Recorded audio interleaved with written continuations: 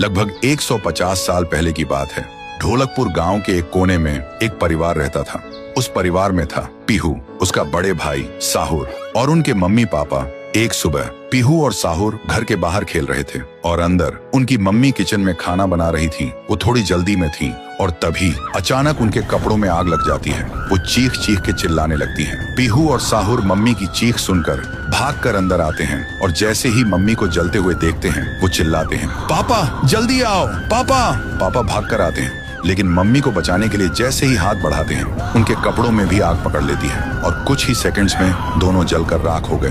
पीहू और साहुर सिर्फ देखते रह गए जैसे पूरी दुनिया ही खत्म हो गई हो।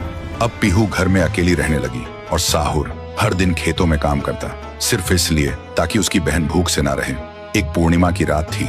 साहुर खेतों से काम करके घर लौट रहा था। तभी उसकी नजर जाती है एक घर की खिड़की पर। वो देखता है एक आदमी किसी का खून कर रहा था। ये देखते ही साहुर के पैर कांपने लगे और जैसे ही वो पीछे मुड़ता है एक और आदमी हाथ में खंजर लेकर खड़ा था। वो आदमी बिना कुछ कहे साहुर पर वार कर देता है। फिर गांव के लोगों को इकट्ठा करते हैं और वही आदमी चिल्लाता है, ये लड़का मेरे घर में घुसकर चोरी कर रहा था और जब मैंने रोका तो मुझे ही मारने की कोशिश की। अब आप लोग ही बताओ इसके साथ क्या किया जाए। गांव वाले गुस्से से भड़क उठते हैं और चिल्ला के कहते हैं, इसे उस पेड़ पे जिंदा उल्टा लटका दो। साहुर गिड़गिड़ाता है, मैं बेकसूर हूँ, मैंने कुछ नहीं किया। लेकिन गांव के किसी ने भी उसकी एक ना सुनी। उधर उसकी बहन रात भर उसका इंतजार करती रही और सुबह जब वो उसे ढूंढने निकली तो देखती है उसका भाई गांव के बीच वाले सूखे पेड़ से उल्टा लटका हुआ है। ये देखते ही पीहू टूट जाती है, जोर जोर से चीखने लगती है और उसकी चीख पूरे गांव में गूंज जाती है। फिर गांव वाले पीहू को भी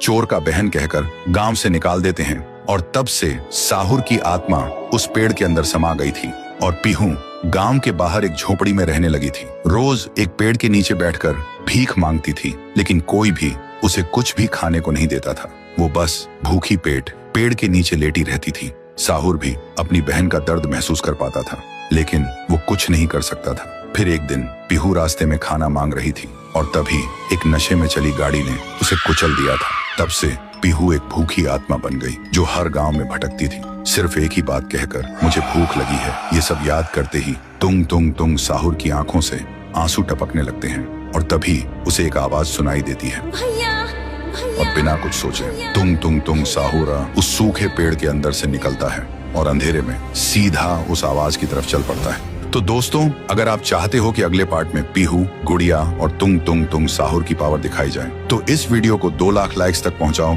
तभी आएगा असली तांडव।